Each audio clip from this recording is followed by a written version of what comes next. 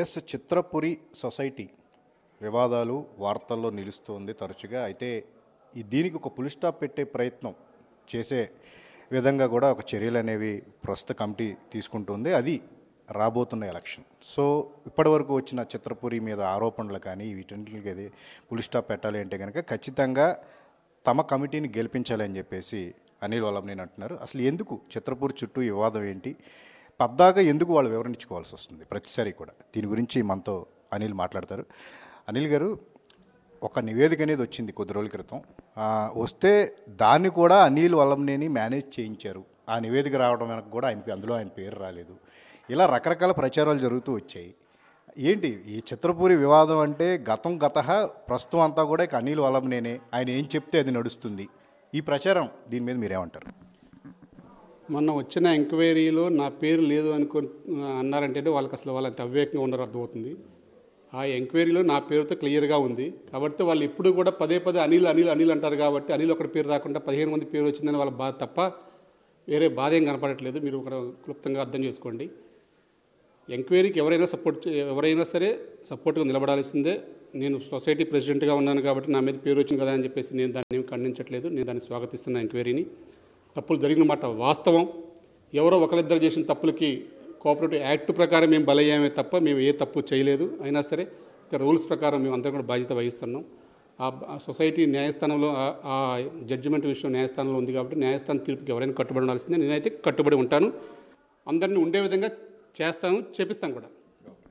ప్రధానంగా ఈ వివాదం అనేది కాంట్రాక్ట్ విషయంలో తొలుత ఈ ఐపీ పెట్టడం కానీ అంతకుముందు ఆ సంస్థకి ఇవ్వటం కానీ దీని నుంచే మొదలైంది. ఆ ఎఫెక్ట్ అనేది సొసైటీ మీద గట్టిగా పడింది, ఇబ్బందులు పడుతూ ఉన్నారు. సో ఇప్పుడు కూడా మీరు కట్టబోతున్న వీటన్నిటి విషయంలో, కాంట్రాక్టుల విషయంలో ఏంటండి, ఎంత జాగ్రత్త తీసుకోబోతున్నారు? గత అనుభవాలను దృష్టిలో ఉంచుకుని మీ ప్లాన్ ఆఫ్ యాక్షన్ ఎలా ఉండబోతుంది? గతంలో ఎంక్వైరీలు ఎలా జరుగుతున్నాయి, ఎంక్వైరీలో ఏం తప్పులు జరిగాయి, ఏం ఒప్పులు జరిగాయి, ఎలా చేస్తున్నారు, ఎలా సభ్యుడు కనుక తప్పు చేస్తే ఎలా ఉంటాయి శిక్షలు అనేది నాకు కళ్ళ ముందు తెలుసు. కాబట్టి తెలిసి తప్పులు చేస్తే నా అంత అవివేకుడు ఉన్నాడండి. ఆ తప్పు చేసే యొక్క డేర్నెస్ కూడా నాకు లేదు. ఎందుకంటే చిన్న తప్పు చేయకుండా ఇన్ని నిందలు పడుతున్నాను. తప్పులు చేస్తే ఇక ఈ సమాజంలో నన్ను బతకనివ్వరు. కాబట్టి అన్ని తెలిసిన వాడిగా ఏదున్నా సరే సభ్యులకు తప్పు చేయాలన్నా కానీ, కొన్ని పరిణామాలను బట్టి తప్పు చేయాలని ఉన్నా కానీ సభ్యులకు చెప్పి ఆ పరిణామాలు ఏంటి, ఆ పని ఏంటి అనేది సభ్యులకు చెప్పిన తర్వాత ఒక నిర్ణయం తీసుకుంటా తప్ప నా వ్యక్తిగత నిర్ణయం ఏది ఉండదు. నేను ఏది తీసుకోను, అటువంటి తప్పులు చేయను. నేను వచ్చిన తర్వాత ఒక కాంట్రాక్టర్కి అడ్వాన్స్లు ఇవ్వాలంటే నేను భయపడతాను. నేను అలా చేయలేదు, చేయను కూడా. ఏదన్నా ఉంటే కాంట్రాక్టర్కి నా దగ్గర ఇదే డబ్బు ఉంది, ఈ పని చేయగలిగితే రండి అని కూడా నేను అట్లా కాంట్రాక్టర్లతో పని చేసుకుంటూ వెళ్తానే తప్ప, కావాలంటే ఈరోజు నిజంగా నా విజన్కి నా స్పీడ్కి అయితే నిజంగా సొసైటీలో కనుక అప్పుడున్న డబ్బు కనుక ఇప్పుడు ఉంటే ఇప్పటికి 1 yearలో ప్రాజెక్ట్ కంప్లీట్ చేయగలను. కానీ డబ్బు లేకపోయినా సరే ప్రాజెక్ట్ కంప్లీట్ చేశారంటేనే నా విజన్ అర్థం చేసుకోండి. ఈ కష్టాలు అనేవి నన్ను ప్రేరేపించడానికి, కొందరు వెనకుండా నడిపించడానికి ఇవన్నీ పనికొస్తే తప్ప సొసైటీ ప్రాజెక్ట్ కనుక కంప్లీట్ కాకుండా ఉంటే వాళ్ళకు రాజకీయ భవిష్యత్తు ఉంటుందని, వాళ్ళకు ఆర్థికంగా బలపడవచ్చని, కొన్ని ఫ్లాట్లు లబ్ధి పొందొచ్చని ఈ రాజకీయాలు తప్ప సొసైటీ అభివృద్ధి కావాలి అనే వాళ్ళు ఎవరూ లేరు. అలా ఉంటే ఇప్పుడు రమ్మని కూడా నేను స్వాగతిస్తున్నా. నేను ఎప్పుడు కూడా అదే అంటానండి. మరి నేను చేసిన తప్పంటే నాకే అర్థం కావట్లేదు. నాకే ఒకరోజు చాలా బాధ వేస్తుంది. అసలు ఎందుకు నాకు అని కూడా నా అంతరాత్మ నాకు అనిపిస్తుంది. కానీ నేను ఎవరో చెప్పుకోవాలి తెలియని పరిస్థితిలో ఉన్నాను. కాబట్టి ఏదన్నా సరే నేను మెత్తబడితే ప్రాజెక్ట్ మెత్తబడిపోతుంది, సభ్యులు ఇక్కడ ఆవేదన గురవుతారు. కాబట్టి వారందరూ బాగుంటే చాలు, నేను ఒక్కడిని బాధపడ్డా పర్లేదు అనుకునే సంకల్పంతో పనిచేస్తాను. కాబట్టి నేను అలా ముందుకెళ్తున్నా. కాబట్టి ఎన్ని అడ్డంకులు వచ్చినా ఏదొచ్చినా అంతిమంగా ప్రాజెక్టు అనుకున్న విధంగా ప్రజలందరూ హ్యాపీగా ఉండే విధంగా చేయటమే లక్ష్యం. అతి త్వరలో అది కంప్లీట్ అవుతుంది. దాని రెఫరెండమే ఆ ఎలక్షన్స్. ఇప్పుడు ఇన్ని సంవత్సరాలు అన్నారు, ఇప్పుడు ఎలక్షన్స్ వస్తున్నాయి. ఎలక్షన్స్లో అయినా ప్రజల తీర్పుకి గౌరవిద్దామా లేదా? ముందు దానికి ఆ క్వశ్చన్ మార్క్ వేసుకోమని చెప్పండి. రేపు వచ్చే ప్రజల తీర్పు గౌరవిద్దాం. నిజంగా కనుక ప్రజలను ఆదరించకపోతే నేను తప్పుకుంటాను. కానీ మీలాగా నేను విమర్శలు చేయను, న్యాయస్థానాలకి సొసైటీని అబాస్పాలు చేయను. నేను సొసైటీ జోలి మీకు అందరికీ ప్రతిరోజు సహకరిస్తా. సభ్యుల మధ్యలో ఉండి మీకు అండగా ఉంటూ రోజు కనుక నా హెల్ప్ కావాలంటే రోజు సహాయం చేస్తూ నేను ముందుకు వస్తా. కానీ మీరు అలా రాగలరా? నా క్వశ్చన్ అదే. మీరు అలా నిలబడగలరా? సభ్యుల నిర్ణయానికి కట్టుబడి ఉందామా లేదా అనేది మీ ద్వారా కూడా మీరు తెలుసుకోండి. నేనైతే సభ్యుల నిర్ణయానికి కట్టుబడి ఉంటా. ఏదన్నా సరే అంతిమంగా ప్రాజెక్టు అంతిమ లక్ష్యంగా పనిచేస్తా. ప్రాజెక్ట్ కంప్లీట్ కావడం లక్ష్యం ఉన్నది. దానికోసం కూడా నేను ఎన్ని నిందలైనా పడతా, ఎంతమంది అయినా ఆ పని సాధించుకోవడానికి వారి దగ్గరికి వెళ్ళి వారిని ప్రాధేయపడతానని చెప్పేసి మీ ద్వారా కోరుతున్నాను. ఒకటండి అంటే మీ విషయంలో విమర్శలించే క్రమంలో మిమ్మల్ని పర్సనల్గా కూడా చాలా టార్గెట్ చేశారు. ప్రధానంగా మీరు చిన్న స్థాయి నుంచి వచ్చి ఒక ఆఫీస్ బాయ్ అనే వ్యక్తి మీ విషయంలో ఆఫీస్ బాయ్ ఆ పొజిషన్లో ఉండకూడదు అనే టైప్లోనే కొన్ని కామెంట్స్ వినిపిస్తూ ఉన్నాయి. అంటే మీరు పేరు తెచ్చుకోవడం, అభివృద్ధి చేయటం, సొసైటీకి సంబంధించి మీకు ఎక్కువ పేరు వస్తుందని చెప్పేసి ఇత్యాది విషయాలన్నింటినీ కూడా ఈ కామెంట్స్కి అంటే వీటి వల్ల మీరు కామెంట్స్ మీ మీద వస్తున్నాయని చెప్పేసి మీరు భావిస్తున్నారా? పైగా మీ వైఫ్ కూడా సొసైటీ కార్యక్రమాల్లో చాలా ఉత్సాహంగా పొలిటికల్గా కూడా మీకు ఉపయోగపడుతున్నారు. బట్ దాన్ని కూడా విమర్శించే పరిస్థితి ఇప్పుడు నెలకొంది. ఏంటండి అంటే వ్యక్తిగతంగా మీకు మిమ్మల్ని విమర్శించే వాళ్ళకి ఎలాంటి ఏమైనా ఇబ్బందులు ఇంతకు ముందు ఉన్నాయా గతంలో ఏంటి? నన్ను విమర్శించే వాళ్ళకి నాకు పర్సనల్గా ఏమీ లేవండి. కానీ వాళ్ళు ఒకటే, వారితో పాటు తిరిగిన వాడు మాకన్నా పెద్దోడు అయిపోయాడు అనేది వాళ్ళ విమర్శ తప్ప వేరే విమర్శ నాకు వాళ్ళకి వ్యక్తిగతంగా ఆర్థిక లావాదేవీలు లేవు, ఆర్థిక వ్యాపారాలు లేవు, వ్యక్తిగత ఫ్యామిలీ గొడవలు లేవు, మాకు ఏమీ లేవు. ఇక్కడ ఓన్లీ వాళ్ళతో పాటు మాతో పాటు తిరిగేవాడు, మా కింద ఉండేవాడు, వాడు ఈరోజు వాడు ప్రెసిడెంట్, మేము కింద అనే స్వార్థం తప్ప వేరేది ఏమీ లేదు. మనిషి ఎదుగుతుంటే కనుక సహకరిస్తే ఈ గొడవలు ఏమి ఉండవండి. సరే చిన్న చిన్న తప్పులు ఏమన్నా ఉంటే ఆ తప్పులు పెద్దరికంగా వచ్చి ఈ తప్పు జరుగుతుంది దీన్ని సరి చేసుకో అంటే కూడా నేను సరి చేసుకోకుండా కనుక పోతే అది నా తప్పు అవుతుంది. అసలు నువ్వు చెప్పే విధానం, నువ్వు చెప్పడానికి వచ్చే విధానమే రాంగ్ అయినప్పుడు నేను దాన్ని తీసుకోను. అది సొసైటీకి ఉపయోగపడదు కాబట్టి నేను తీసుకోను. కాబట్టి వాళ్ళకందరికీ కూడా అదొక ఇంకా వాళ్ళ మనసుల్లో ముద్రపడిపోయింది.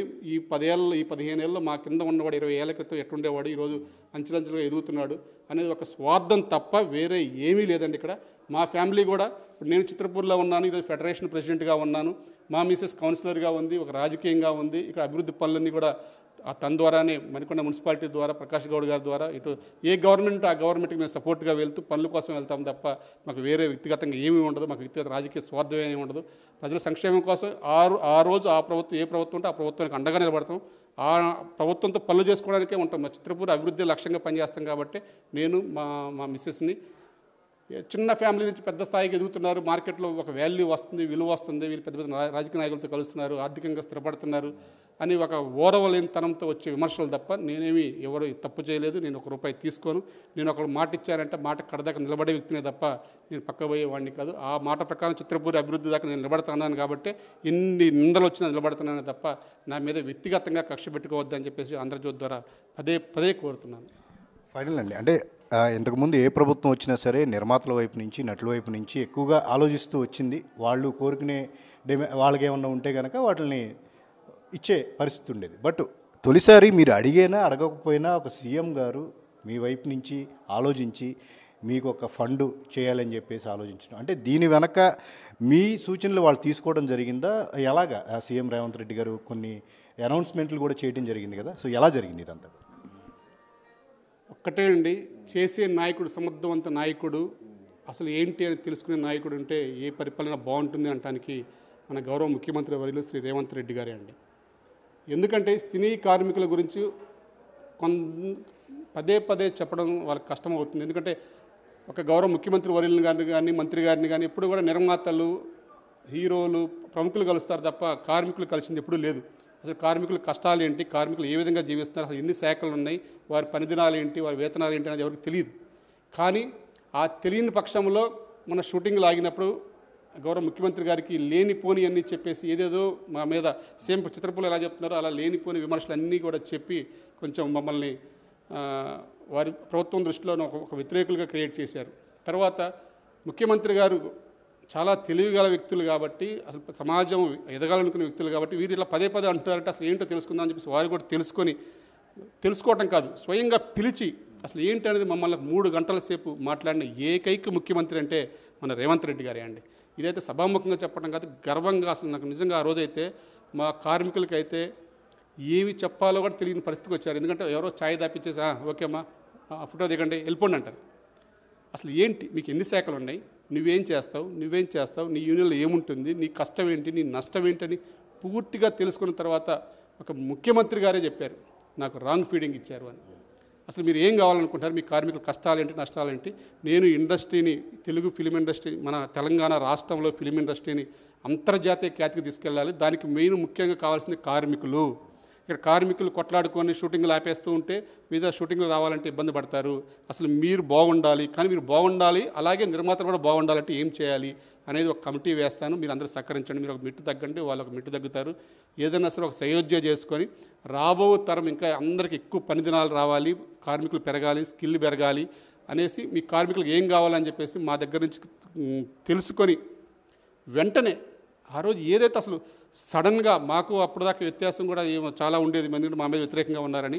కానీ మాకు ఏం కావాలో చెప్పి అసలు ఫస్ట్ మీరు ఆరోగ్య భద్రత ఉండాలి, ఆరోగ్య భద్రత లేకపోతే బాగోదు అని చెప్పేసి తర్వాత నేను మీ ఇంటికి వస్తా, మీరు నా ఇంటికి వచ్చారు, నేను మీ ఇంటికి వస్తా, మీకు ఏదైతే చెప్తున్నానో ఆ వరాలన్నీ కూడా మీకు నేను అమలు చేస్తా అనేసి చెప్పిన ఏకైక ముఖ్యమంత్రి గారు. చెప్పడమే కాదు, ఈషబ్గూడలో మొన్న మేము సబ్ పెట్టుకుంటే వచ్చి వర్షం పడుతున్నా సరే, వర్షం పడుతున్న ప్రోటోకాల్ ప్రకారం ఏ ముఖ్యమంత్రి గారు రారు, అటువంటి అయినా సరే కార్మికులు వర్షంలో వెయిట్ చేస్తున్నారు నా కోసం, నేను రావాలని చెప్పేసి రావడమే కాదు, ఏదైతే వరాలు ప్రకటించారో ఆ వరాలు మేము కూడా వరాలు ప్రకటిస్తారు రాజకీయ నాయకులు, సరే చూద్దాం చిన్నగా అనుకున్నాం. కానీ ప్రకటించిన నెల రోజుల్లోపే డిసెంబర్ 9 గ్లోబల్ సమ్మిట్ ఉందని కూడా మాకు తెలియదు. అసలు 9వ తేదీలోపు 2 years అవుతుంది, అప్పుడు మొత్తం ప్రకటిస్తా అన్నారు. ఈలోపే మొత్తం మాకు అన్ని వరాలు ఏదైతే చెప్పారో అవన్నీ కూడా అయిపోయినాయి.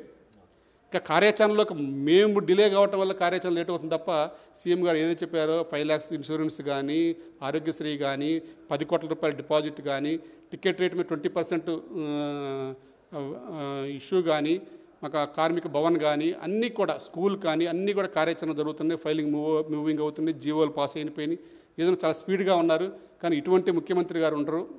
గౌరవ ముఖ్యమంత్రులు శ్రీ రేవంత్ రెడ్డి గారికి, తుమ్మల నాగేశ్వరరావు గారికి, కోమటిరెడ్డి వెంకటరెడ్డి గారికి, ఈ విషయంలో సహకరించిన దిల్ రాజు గారికి, ఛాంబర్ అధ్యక్షులు భరతభూషణ్ గారికి, ప్రసన్న గారికి, దాము గారికి, చదలవాడి శ్రీనివాసరావు గారికి, ఎందుకంటే ఆ విషయంలో చాలా హెల్ప్ చేశారు, చాలా లీడింగ్లు ఇచ్చారు. మెయిన్ ముఖ్యంగా వేం నరేందర్ రెడ్డి గారు ఈ యొక్క సమస్యలని ఎప్పటికప్పుడు కూర్చోబెట్టి మాట్లాడటం, ఆ విషయంలో బ్యాక్ ఎండ్లో సహకరించిన శ్రీనివాస్ గారు, అందరికీ కూడా మా కార్మికుల పక్షాన మేము ప్రత్యేక ధన్యవాదాలు తెలియజేసుకుంటున్నాం. Thank you. సో ఇది అనిల్ చెప్తూ ఉన్నారు. ఖచ్చితంగా తమ పాలిట సీఎం రేవంత్ దేవుడిగా భావిస్తూ ఉన్నాం. తమ సూచనలు కూడా తీసుకుని కార్మికుల పక్షాన ఉండి తమకి సపోర్ట్ చేయడంలో చాలా కీలకంగా వ్యవహరిస్తున్నారు. ఆయనకి ధన్యవాదాలని కూడా చెప్తున్నారు. ఇక చిత్రపూర్కి సంబంధించి రాబోయే ఎలక్షన్లో ఒక రెఫరెండంగా, తమ మీద వచ్చిన ఆరోపణలకు ఒక రెఫరెండంగా భావించి ఎలక్షన్స్కి వెళ్తున్నామని చెప్పేసి కూడా చెప్తున్నారు. కెమెరామెన్ సంతోష్తో సుజన్ ఏబిఎన్.